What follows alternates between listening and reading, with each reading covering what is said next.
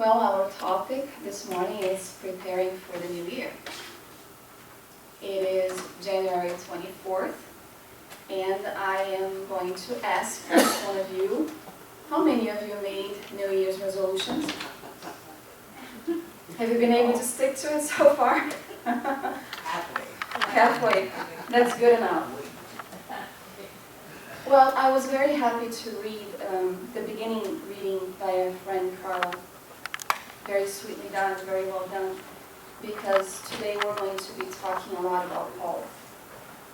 And Paul is going to be the one who is going to offer us some pretty safe guidelines as we prepare for this year ahead of us. But in consideration of time we have before us, 341 days, right? Sorry, I had candy because I have a lot of coughing, so if I have an attack, I'll apologize ahead of time. No, thank you.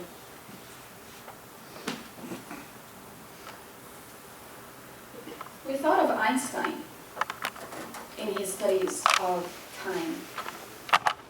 The Smithsonian had an article which asked, is time an illusion?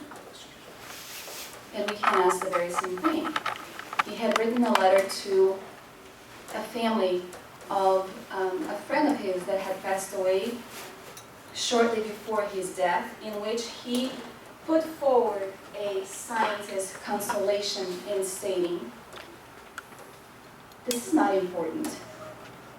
For us who are convinced physicists, this distinction between past, present, and future is only an illusion, however persistent.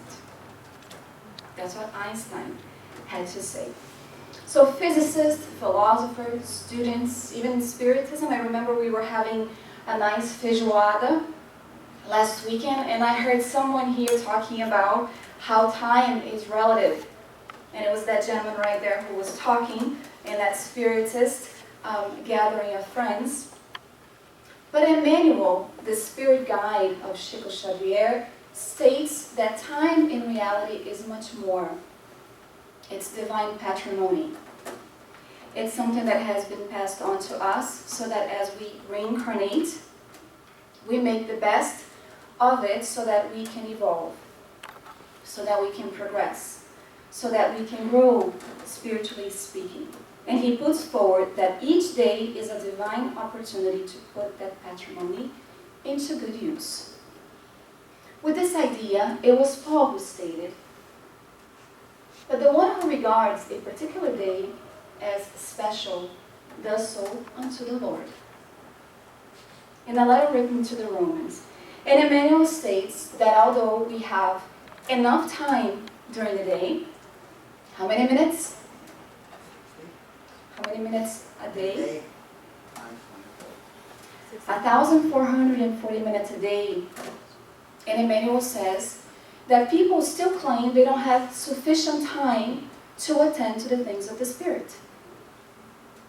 Not a moment for reflection, for prayer, for meditation, for charitable actions.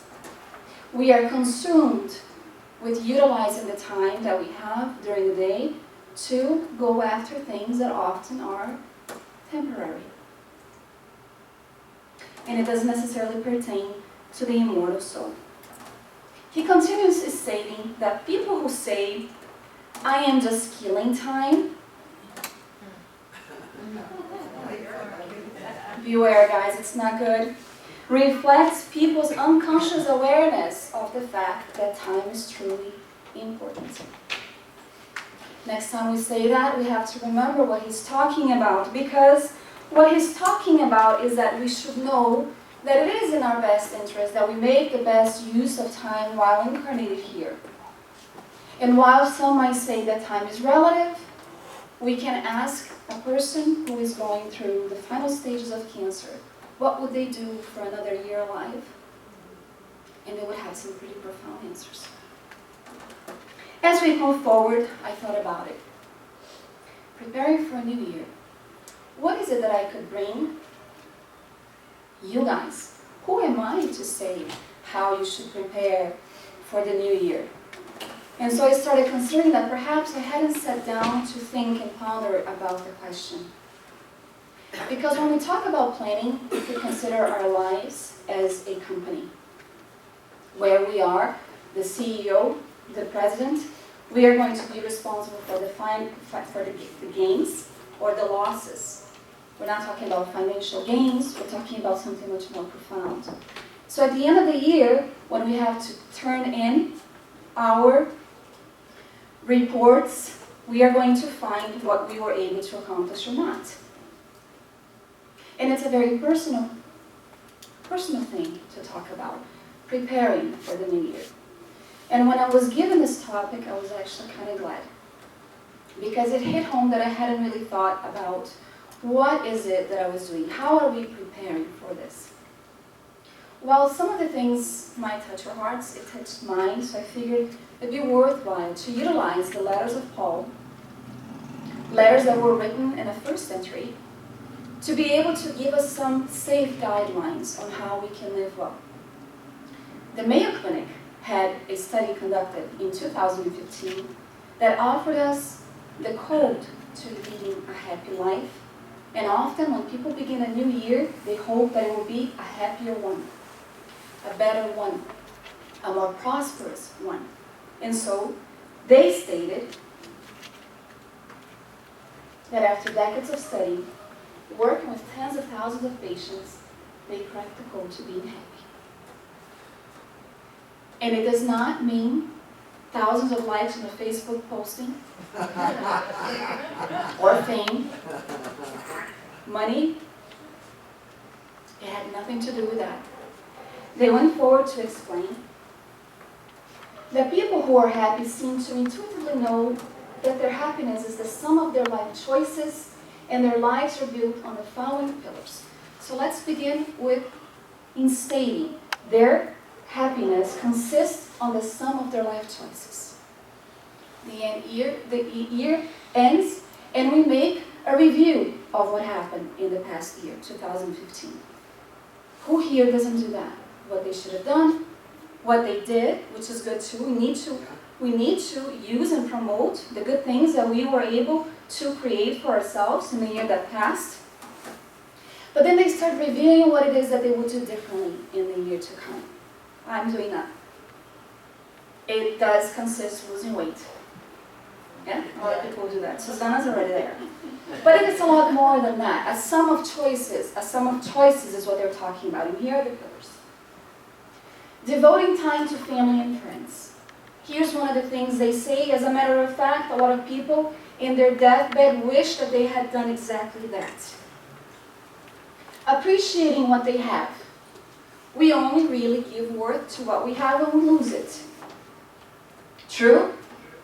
Hopefully that won't be the case anymore. Start giving value to what we own right now.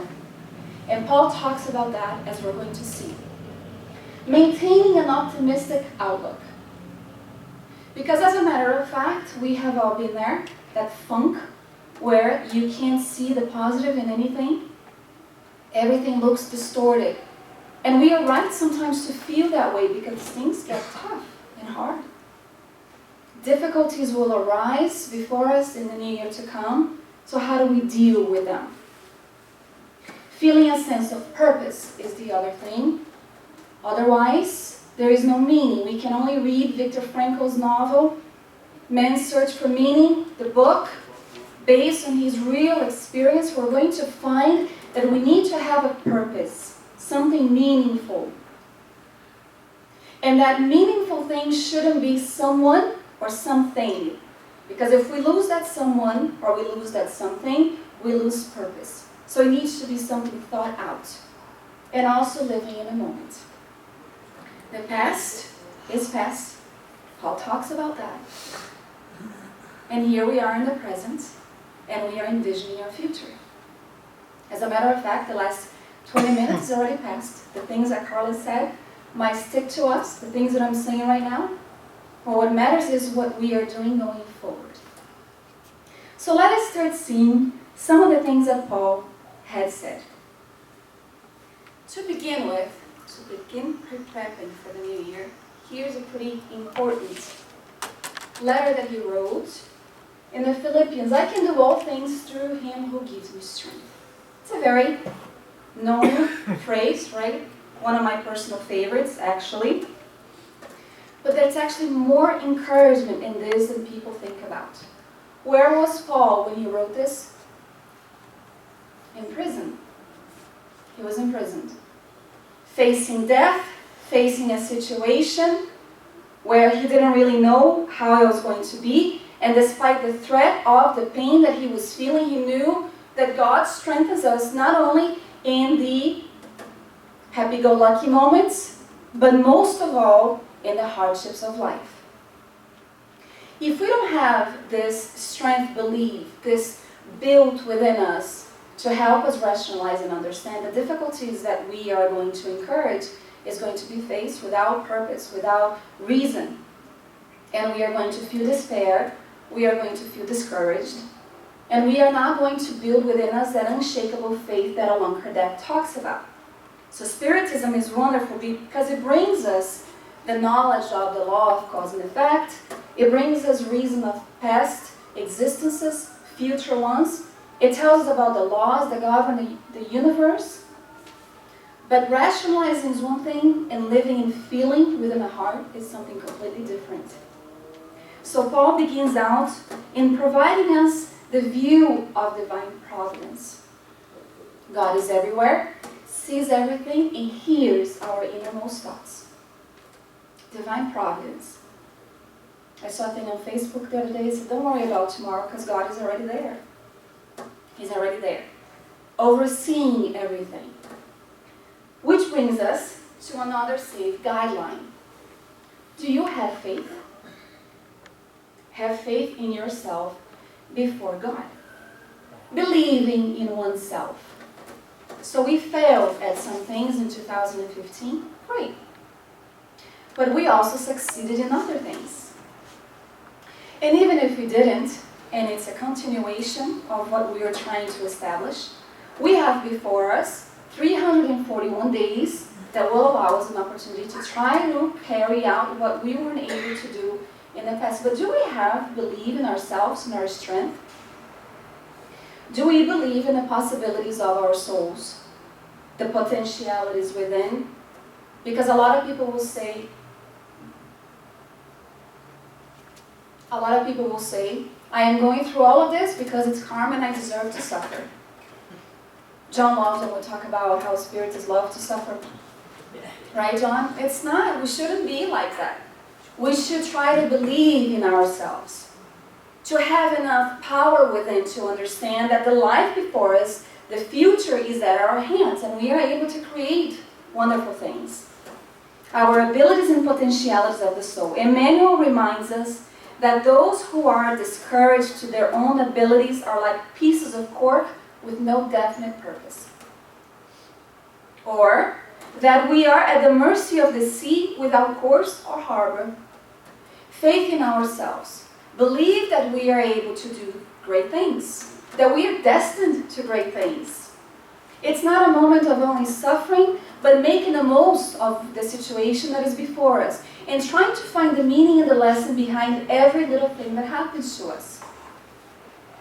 There is no more time for us to sit and cry. We can cry. It's a healthy thing. But staying in it and crying over and over won't help or help us find a solution. The other thing that he tells us is the aspect of learning how to forgive. Be more compassionate, indulgent. If he has caused you any harm, or if he owes you anything, put it into my account. A letter that he wrote to Philemon. Here's a situation where his friend Onesimus was complaining that Philemon owed him something. He said, put it on my bill, Paul's bill. Put it into my account. The moment we begin living our lives, understanding that as much as time is a patrimony that was given to us, a lot has been invested on our behalf. Who is our creditor? God. God is our creditor. beautiful passage where Emmanuel tries to help us understand here. He says that we are debtors of infinite mercy. That even if we can't see it, everything follows the great law of cause and effect and the natural law. So he asks, why the pessimism and despair when slander or ingratitude attacks us mercilessly, providing us a greater opportunity to evolve? Let us think about that for a second. Why do we get so pessimistic? He continues, in light of this, if you feel that someone has become a debtor to your soul, do not indulge in pointless worry, for Christ is your creditor in turn. You may put the damages on his divine account and go your own way. Let it go. Let it go. If you can't forget, obviously you don't have amnesia, let it go. Find what really matters and is important in life and go forward. Forward. It's the one example that Andreia Moreira, who is a transpersonal doctor, uses. We keep facing the person with our back to the future. The reason our eyes are in the front is so that we can go forward. And this is truly hard to do, especially where relationships are concerned. Because it's not easy, but it's talking about what when we can't let go. Forgiveness is a process and often takes an entire lifetime. That's the truth. Sometimes many reincarnations. It takes a long time. Here's where the relativity of time, how time is relative, comes in. But while we are here, incarnated on this physical existence, it is up to us to try to start healing the wounds and trying to put into practice that which we were taught in Spiritism, practicing charity. What is charity? Love in action. Everybody knows this by heart. See, forgiveness of offenses, indulgence towards the imperfection of others, benevolence towards everyone, right? It's actually benevolence, indulgence, and forgiveness, which is the hardest one. It's like a three-step, three-letter thing. So this is what he's trying to call us about to do. He had authority to bring this to our attention. He had authority because Paul was persecuted, slandered, humiliated in so many ways. And he had authority to tell us that the guideline to happier new year is in reality being kind to other people and letting go. But then he tells us that we should be content. Content in our present moment. I am not saying this because I am in need, for I have learned to be content with what I have. Contentment. Being thankful for what we have at this time. And understanding why is it that we might not have what we want as well. Being content, believing in divine providence and understanding that what we have at this moment is exactly what we need. And it doesn't mean that we don't go after the good things in life or that what we desire for our souls. But it means in realizing when it's time to stop and just be grateful. Grateful for the opportunities before us. For what we have at this very moment. What is it that we find in the gospel is that the spirits will tell us that we have an insatiable desire to have the superfluous. What we have already is not enough. If we believe that God provides for us with exactly what we need at this moment, we're not content with that. We seek more. We want more. It's like drinking a glass of water with salt. We're always thirsty. We want more and more and more. But sometimes life doesn't offer us the opportunity of having more. So we start focusing on our family, on our relationship, on our kids, at home. We let go of the things that matter, searching for the thing that is immediate and may end. Financial gains. It's okay to need, to want a comfortable life, but what are we doing to achieve that? So going back to time, often, as this patrimony that is given in many states, that we've forgotten that we are immortal spirits, immortal souls. This existence right here, temporary.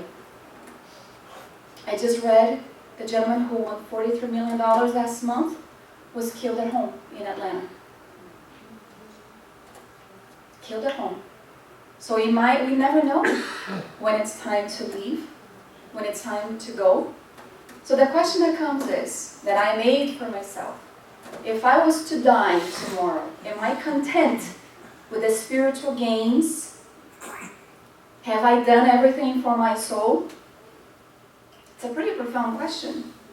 And we have to start thinking about it, right? Because if we only take the virtues that we have developed here, we have to start considering what we are doing with our time.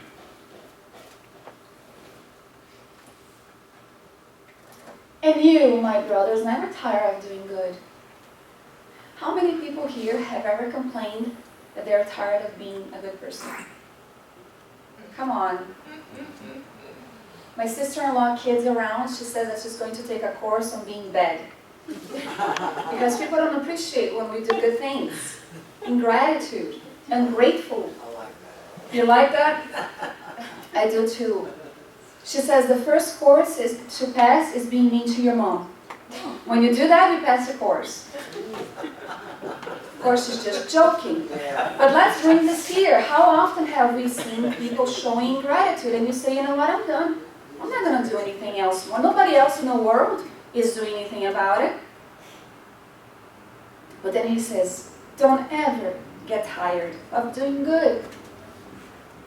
Of course, we bring the greatest example that we have of someone who wrote, if people are unkind to you, be kind anyway. If people don't appreciate what you do for them anyway. Love anyway. Do all the good that you can while here anyway, because in the end, it's not about you and them, it's about you and God. Never tire of doing good. Huh? Hallelujah. Hallelujah, right? But it gets hard sometimes. Paul's concern had to do with the fact that we needed to understand the spiritual benefits that comes from doing good. And that's what should encourage us to continue doing that. Stephen Post had a wonderful book, had a wonderful article, Doing Good Makes You Feel Good. How is it that doing something that makes us feel good, something happens in our brain where we have that good feeling and we want to repeat it. Our brain decodifies and we want to do it again. Kind of like eating chocolate or whatever it is that you like to eat, that when it hits that spot, you want to repeat it. Doing good, feel good. It actually has to do with our health. Mind, spirit, and body. So, do good, feel good, and never tire of doing good. Emmanuel will state that when we tire of doing good, we should need to be concerned. Only those who seek specific immediate advantages for their individual interests are overcome with fatigue, bordering on desperation when they are unable to achieve their selfish purposes. So why do we do anything good?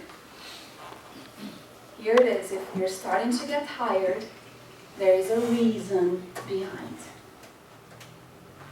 Not expecting anything back, not expecting any kind of gratitude, or people seeing what it is that we're doing. We're doing it because our soul requires us to do so. The other thing that he reminds us is this one right here. As for the rest, my brothers, everything that is true, everything that is honest, everything that is just, everything that is pure, everything that is lovely, everything that is admirable, if there is anything virtuous and praiseworthy, think on this. What is it talking about? Power of the mind. The power of the mind. As soon as we start realizing that we are spiritual beings, that we are influenced, that our thinking process actually creates reality around us, if we take this into consideration for the year ahead of us, it's a pretty powerful thing.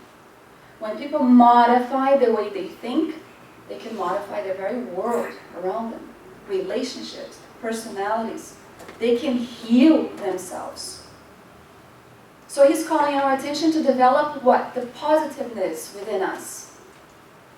Not waste time on anything that is dishonest, that is unjust, that is not pure, that is full of hatred, but in reality, focus on the things that are good, bringing to us the reality that our accomplishments often are the result of our thoughts.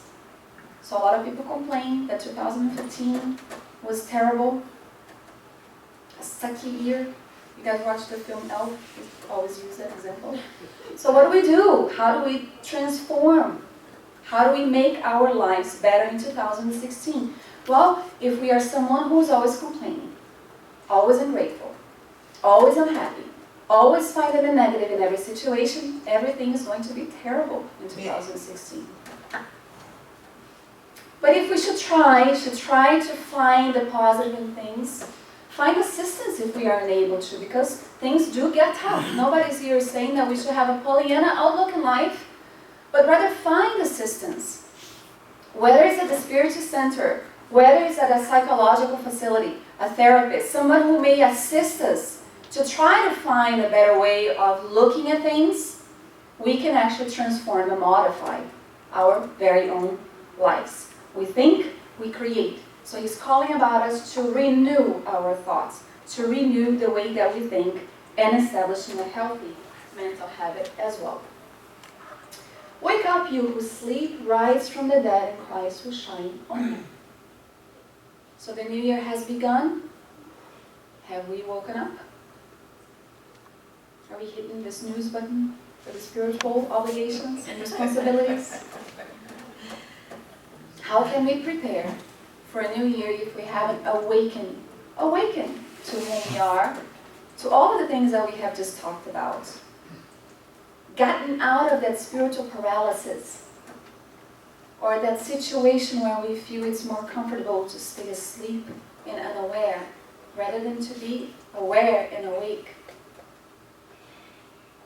Putting things aside, placing our responsibilities on other people's laps as opposed to our own. Naturally being faithful to what was entrusted upon us. And many will call us unconscious sleepwalkers. That we have to be conscious, aware, awaken. And it's imperative, he says, to examine ourselves. And to do that, we must wake up. Wake up is what he's talking about right here. Pressing on forward, my all-time favorites. My all-time favorite. Brothers and sisters, I do not consider myself yet to have taken hold of it.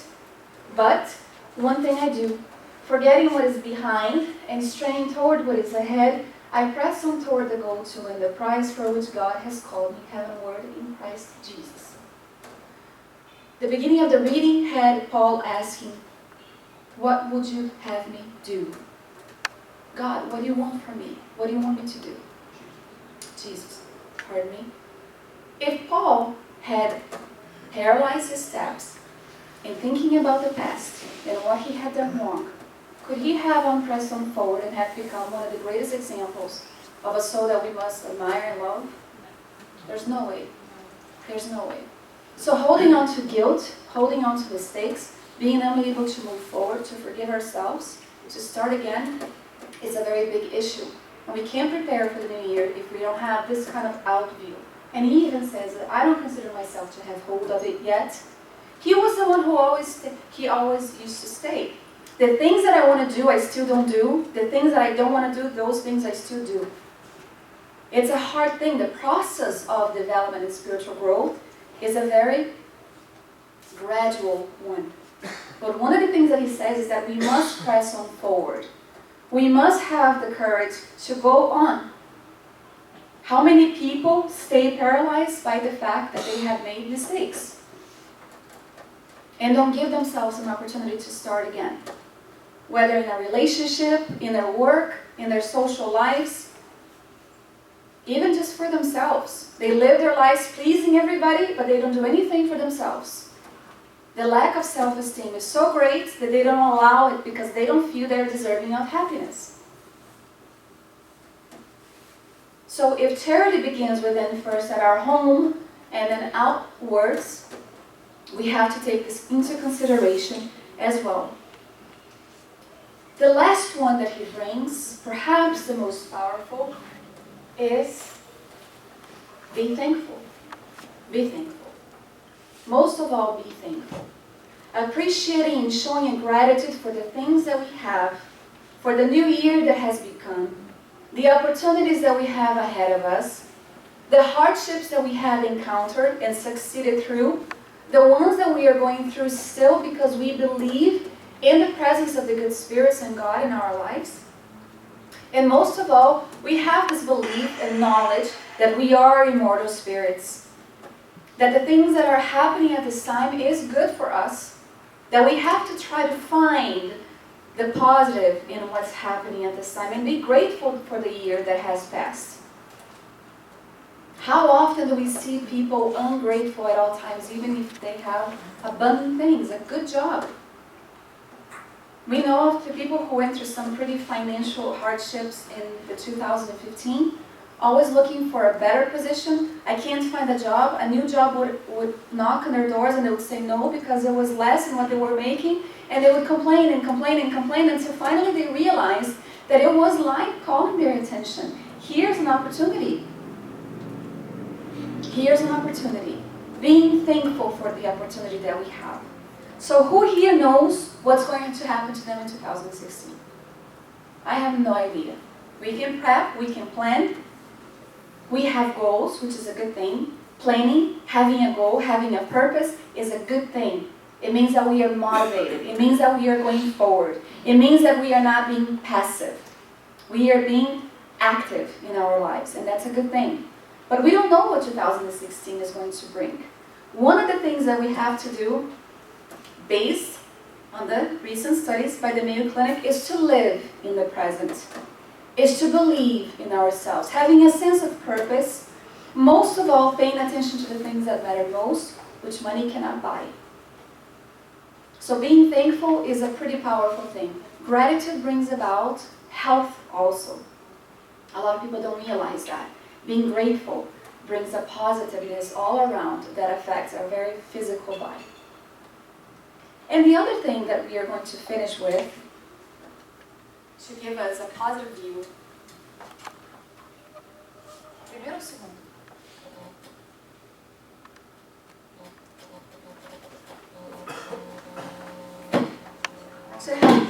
To have a positive view in life.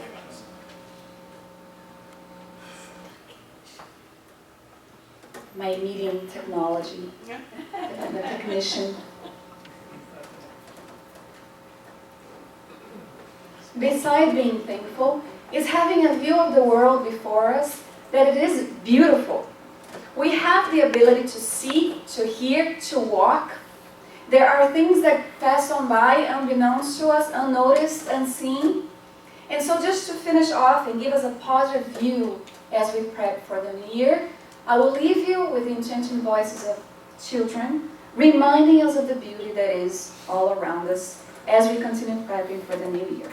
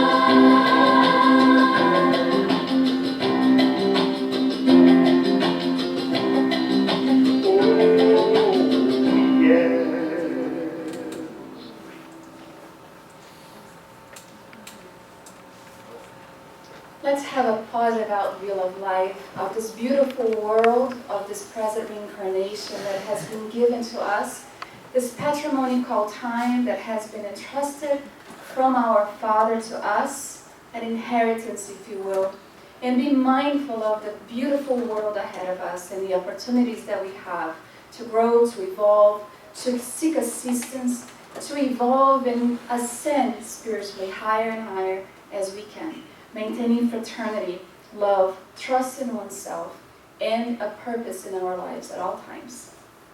Thank you so much.